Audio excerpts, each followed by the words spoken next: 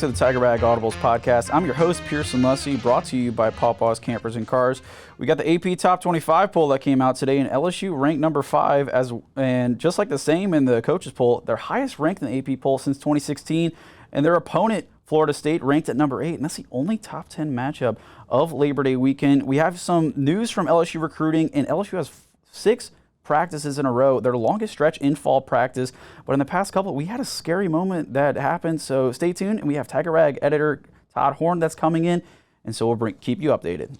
Hey neighbors, we're not that far from where you are. Make that short drive to Pawpaw's Campers in Picayune and see our Wildwood, Catalina, Sportsman, and Zinger trailer lines and our Rockwood and Heritage Glen fifth wheel lines. From Houma to Hammond, Biloxi to Jackson, and Mobile and Pensacola, we're not that far from where you are. Come and see us.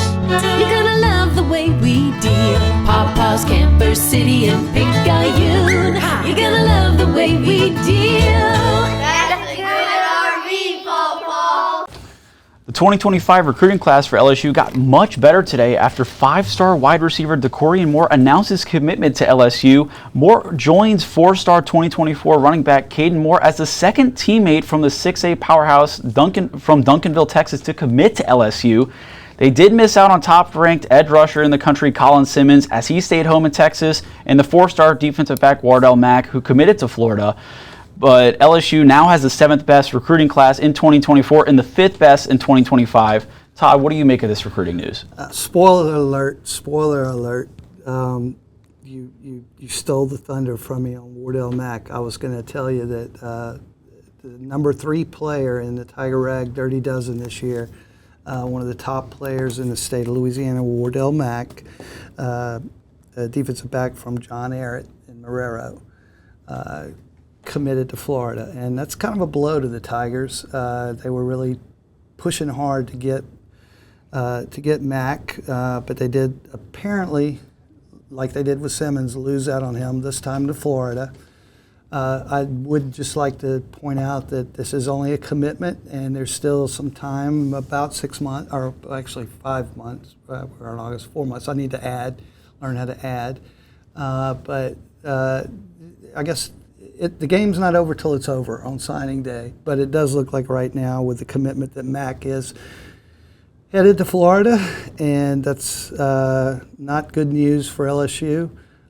Simmons is apparently headed to Texas, and LSU really thought they had a good shot at him, at least leading into it. Apparently, the last 2 days before the commitment that Simmons made, some things changed in terms of NIL. I'm not exactly sure what the numbers are, but apparently Texas has a little deeper pockets right now. But again, it's not over. I would also like to point out that LSU, Brian Kelly, has still done a good job of building that gate. And right now LSU has 8 of the top 10 players in Louisiana that have committed to him, according to on3.com, that they're top 10 players. 8 of them have committed to LSU. Now there's a big one, defensive tackle, who's actually the number 1 rated player in the Tiger Rag Dirty Dozen out of Acadiana from Scott, Louisiana, Dominic McKinley, a defensive tackle. He's supposed to commit on September 1st. And the latest word, he's the number 1 rated player in the state of Louisiana, according to On3, and like I said, the number 1 rated player in the Tiger Rag Dirty Dozen. He's supposedly a 50% lean to Texas right now, with On3 giving him 43% chances, or odds, I should say, of coming to LSU. So, what is your gut feeling, just besides that, what you've seen, just what do you feel like he's going to do? On McKinley? Yes. I don't have any personal insight into it. I don't have I can't be multiple places at one time. I've been on the practice field and I haven't been covering recruiting hands-on, although William Weathers, our assistant editor, has. He stays on top of that. And he indicated to me earlier today, William did, that from everything he knows, the On3 odds right now are on target from his primary sources. So it looks like McKinley is currently heavily leaning towards Texas, but LSU's still in the running, and a lot can change in the next couple of days. Again, it'll be September 1st before he makes his commitment. And make sure, guys, if you want to check out all the latest news on recruiting, go to tigerrag.com. But Todd, you have been on the practice field, and there's been some rumblings that Jaden Daniels hasn't been the best quarterback on the field this fall. And from what you've seen, what do you think from that immediately? I couldn't disagree more with that assertion. I have some good friends, or I don't know if I should call them good friends, but I have some associates that I do relate with on a relative frequent basis that are of that opinion and have published that recently. I don't understand it at all. At all? At all.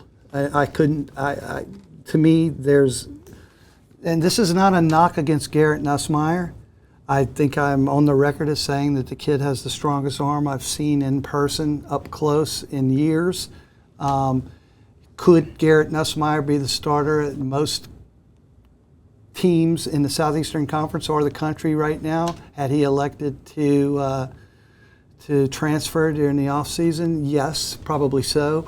Is he better than Jaden Daniels? No, it's not even close. And I'll tell you why. Number one, Jaden Daniels has clearly more command of the offense that LSU is running under Mike Denbrock and the Brian Kelly system now in his second year. He has a much stronger rapport, in my opinion, with the players, the receivers, the offensive line, the running backs. His timing, I've mentioned it before. He looks like he is literally an orchestra leader out on the field.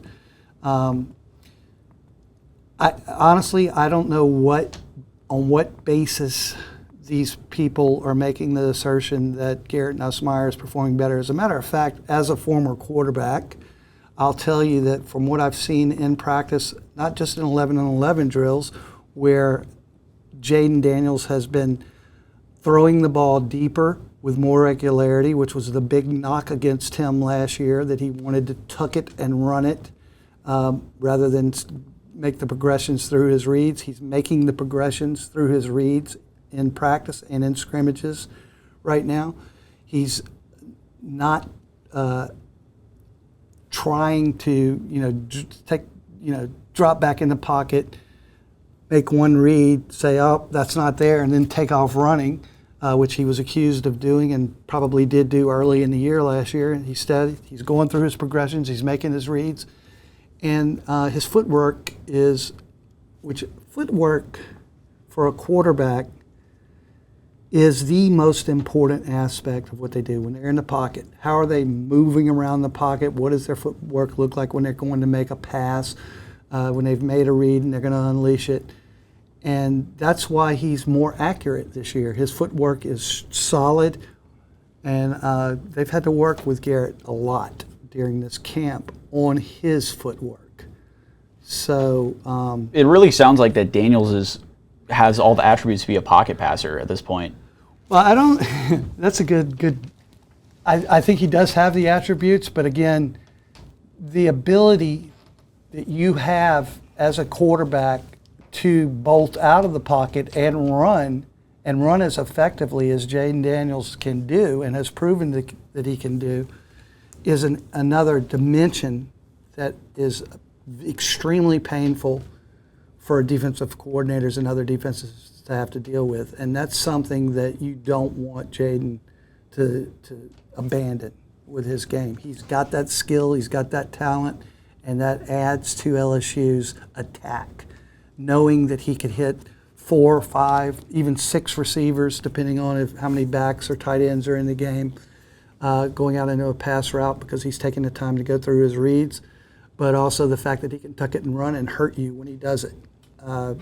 That's something that not too many people have, and that's why Jaden Daniels is right now rated as number 2 in terms of quarterbacks in the country that are in the Heisman race, and that's why he was also the number 1 first team All SEC quarterback according to the media going into this season. So to me, it's foolish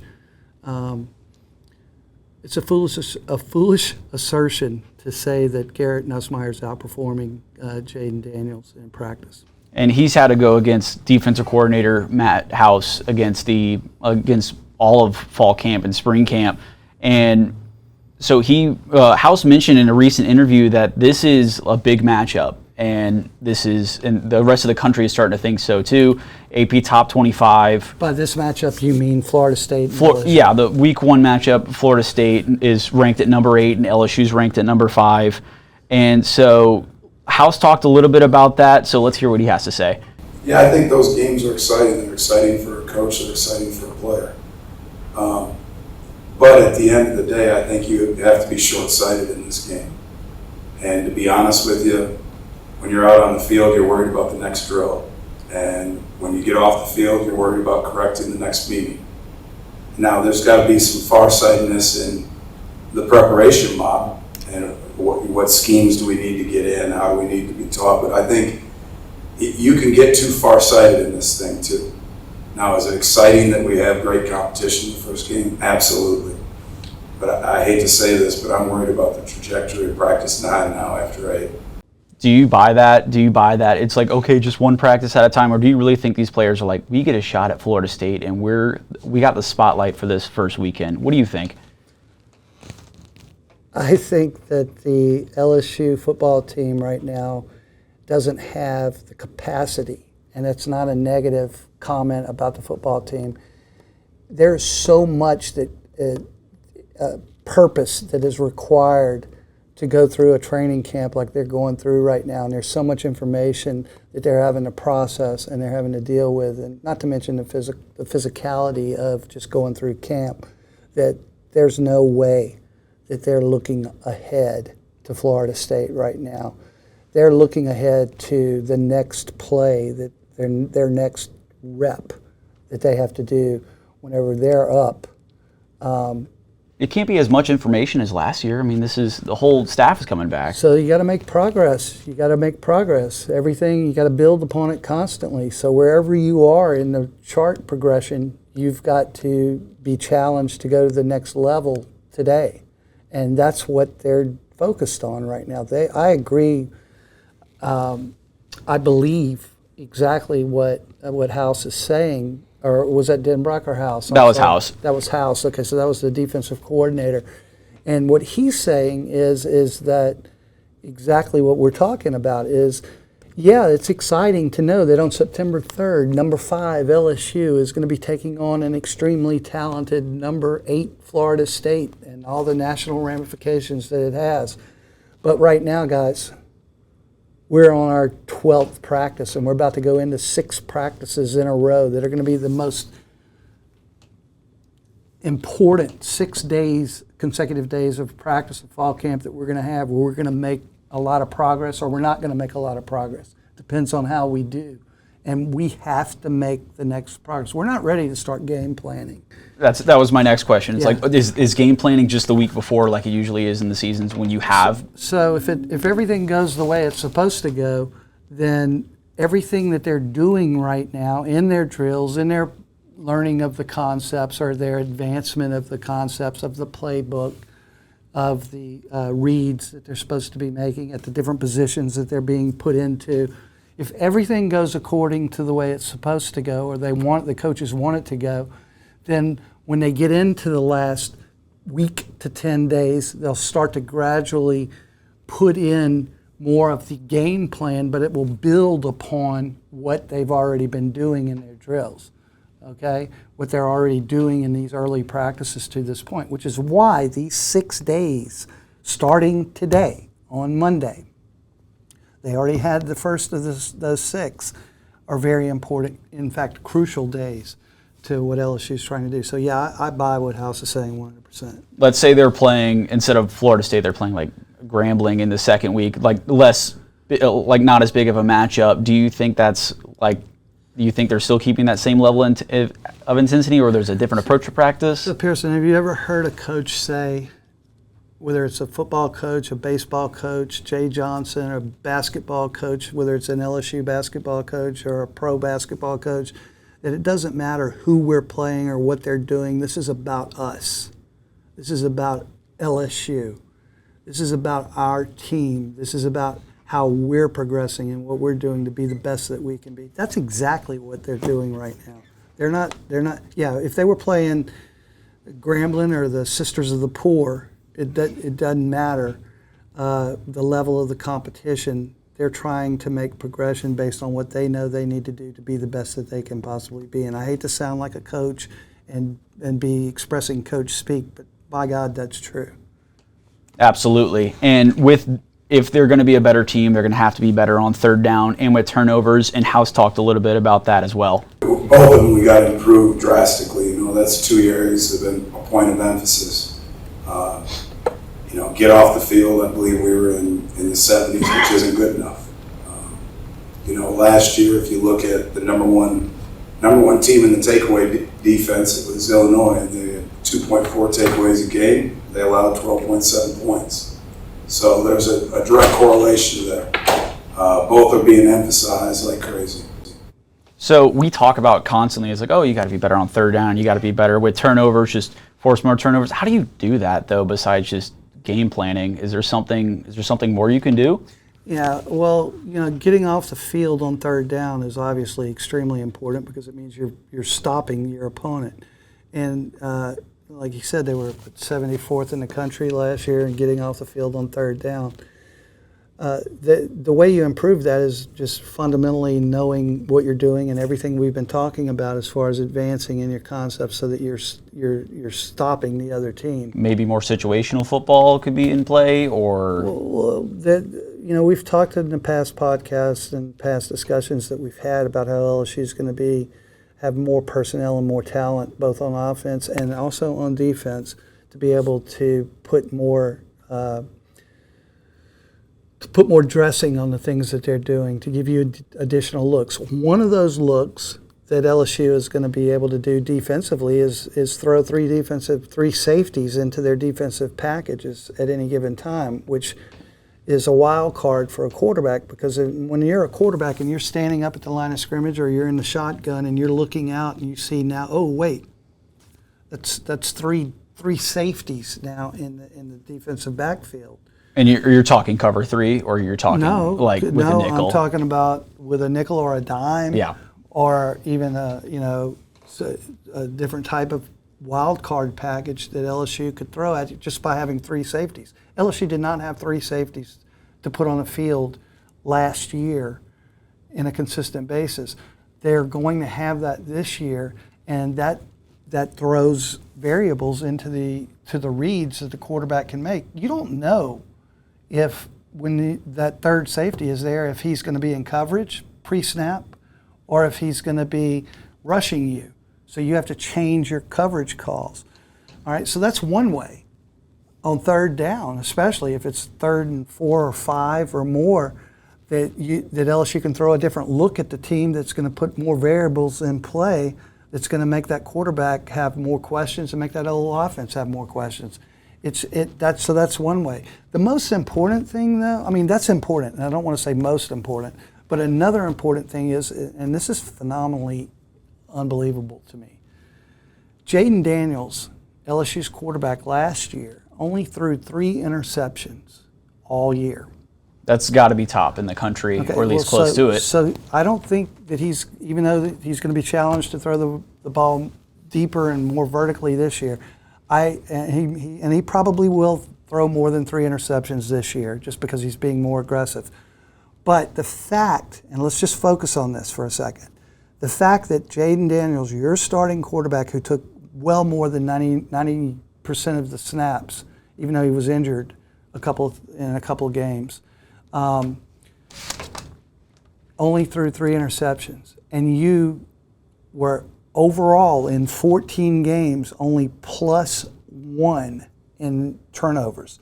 That means with your quarterback only throwing 3 interceptions, you didn't get enough turnovers yourself. Not at all, no. All right, and so one of the ways that you asked me how you improve on that, okay, is by focusing on handling, making more interceptions, stripping the ball, trying to force fumbles. So like more drills, you think, or No, it's just that the way that you go about tackling.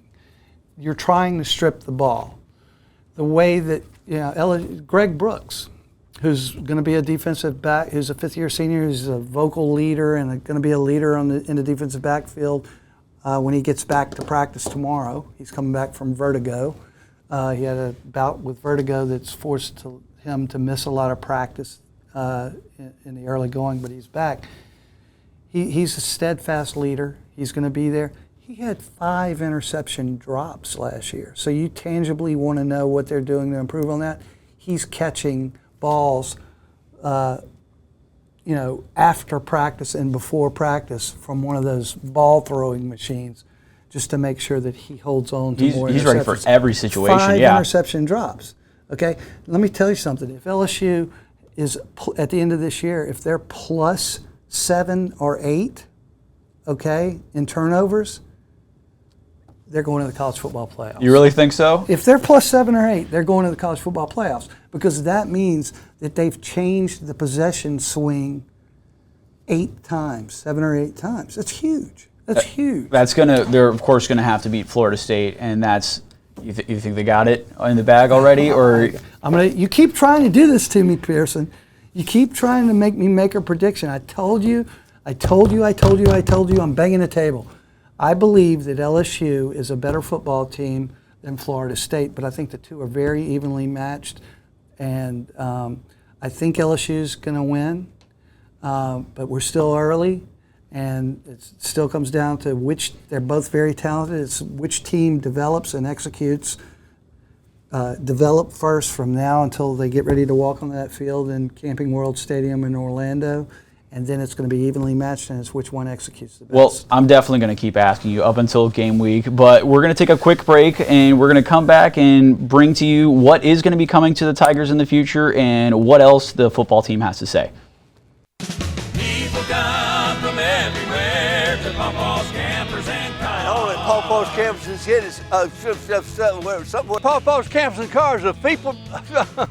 And we're going to let it go for I forgot. Take the whole family over to Picayune. We got something for you. All right. What else we going to say? PawpawsNicePrice.com. That's probably all we need to say. We'd like to thank everyone for listening to the Tiger Rag Audibles podcast. Coming up in the next episode, we have some interviews from some very important players: wide receiver Chris Hilton, offensive lineman Grant Dellinger, defensive tackle Jacobian Gilroy, and safety Greg Brooks Jr. We were mentioning him in the previous segment, and he has some great things to say as a leader to the defense. We'd like to thank the sponsor of this video, or of this podcast, Pawpaw's Campers and Cars. We'll see you next time for all things Tigers. Thank you.